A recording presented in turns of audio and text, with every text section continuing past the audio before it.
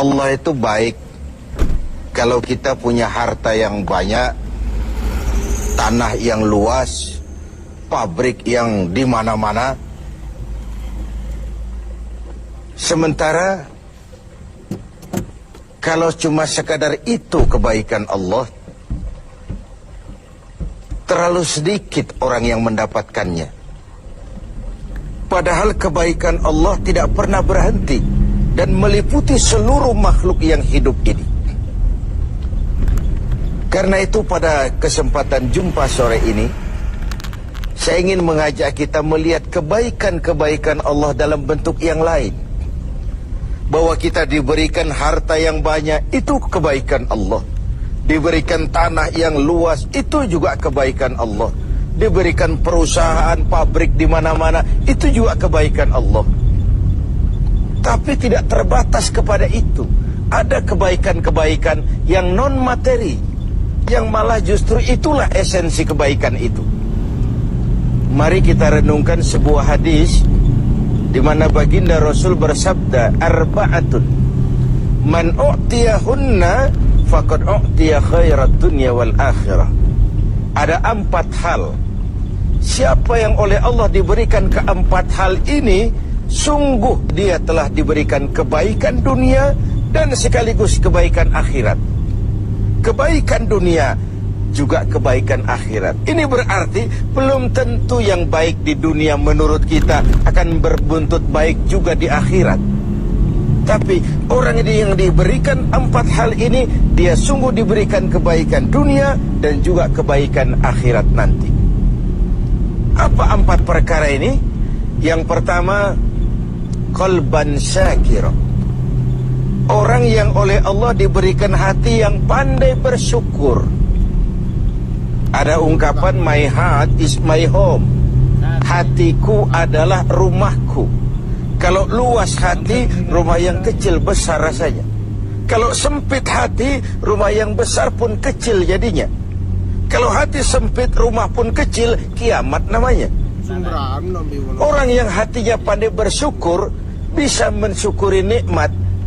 Dan dengan dia bersyukur, semakin bertambah nikmat itu kepadanya. Banyak orang kaya harta, tapi miskin hati.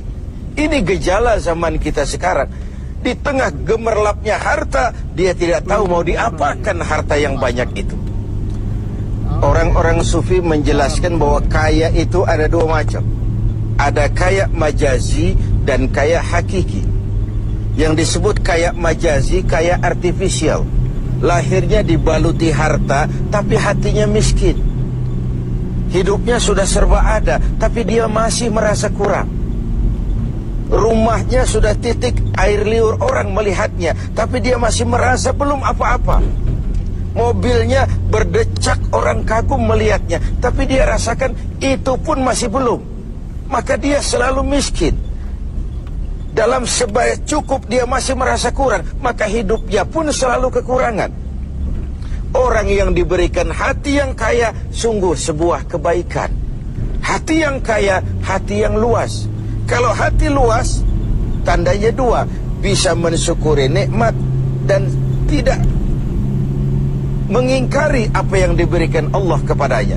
Tapi orang yang hatinya sempit biasanya tidak pandai mensyukuri nikmat. Dan lebih celaka lagi ini, tidak senang lihat orang lain mendapat nikmat. Orang seperti ini ya susah gemuk. Sudah tidak bisa mensyukuri nikmat, tidak senang lihat orang lain mendapat nikmat. Tetangganya beli televisi saja dia demam. Nanti tetangganya beli sepeda motor, dia makin gawat, masuk rumah sakit. Di rumah sakit dengar tetangganya beli mobil, mati dia.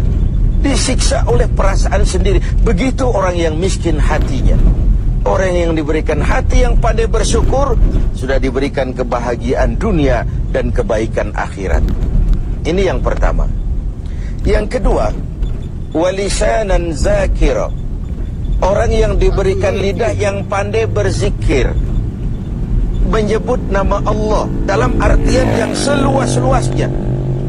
Tasbih ya zikir, tahmid ya zikir, tahlil ya zikir. Tapi ada fenomena lain. melihat apapun yang mengagumkan, dia kembali kepada Sang Maha Pencipta. Itu pun zikir. Melihat semesta jagat raya, melihat bintang gemintang bertaburan di angkasa, melihat lautan luas terhampar biru membentang, melihat gunung tinggi menjulang ke angkasa, semuanya mengingatkan dia kepada Allah. Itu pun zikir. Diberikan lidah yang pandai berzikir, mengingat Allah dalam segala keadaan. Dan bukankah Islam mengajarkan seperti itu? Dari hal-hal yang paling kecil, memulai pekerjaan, bismillah. Melihat sesuatu yang hebat, masya Allah.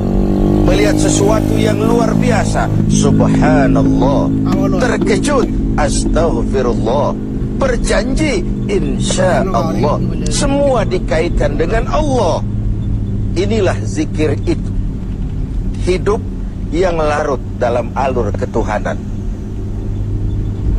Yang ketiga, wabadanan alal bala'i sabir.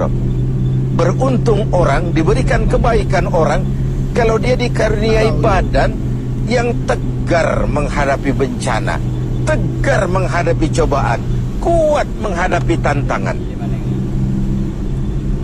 Tantangan itu penting. So, kalau tidak ada tantangan, kita akan tidur. Cobaan juga kita perlukan. Tapi kalau kita tidak sanggup menahannya, larut oleh cobaan itu, kita akan kalah karenanya. Orang yang baik, diberikan kebaikan dunia akhirat, punya badan yang tegar menghadapi cobaan. Apa cobaan Allah? Dua macam. Satu ayat menjelaskan, wa nabluukum bil khairi wasyarri. Kami akan coba, kami akan uji kamu dengan yang baik dan dengan yang tidak baik, dengan yang enak dan dengan yang tidak enak, dengan yang menyenangkan dan dengan yang tidak menyenangkan. Bukan cuma sakit cobaan itu, sehat pun ujian. Bukan cuma miskin ujian, kaya pun cobaan.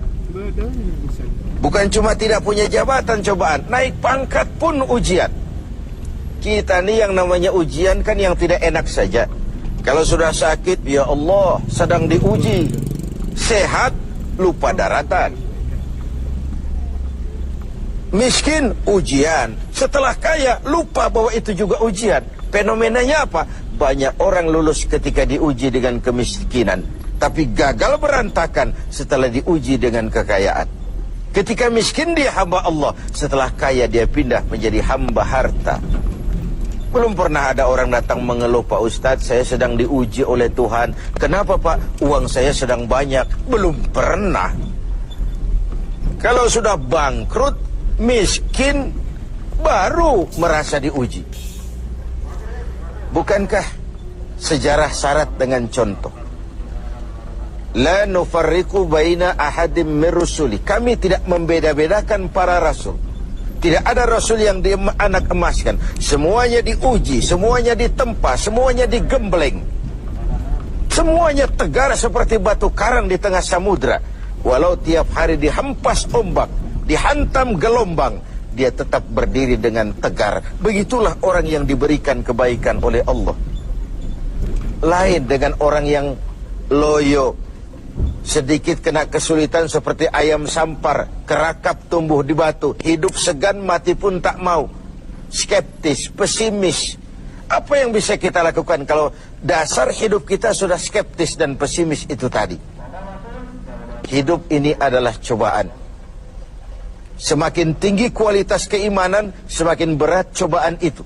Semakin kokoh berpegang kepada agama, semakin kuat pula cobaan datang menerpa.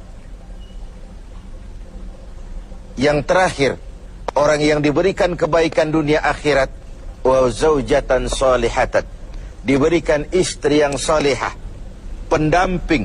Tidak ada suami bisa sukses jadi apapun dia tanpa peran serta dan dukungan istrinya. Itu sebabnya baginda Rasul menikah dengan Sayyidatuna Khadijah. Apa yang jadi pertimbangan beliau? Mengawini seorang janda yang umurnya 15 tahun lebih tua pula dari beliau. Kalau sekedar memperturutkan hawa nafsu, mestinya tidak Khadijah yang dipilih oleh baginda Rasul. Mestinya, kalau istilah kita sekarang cari ABG saja. Tapi jelas baginda Rasul bukan cuma sekedar mencari istri, beliau mencari seorang pendamping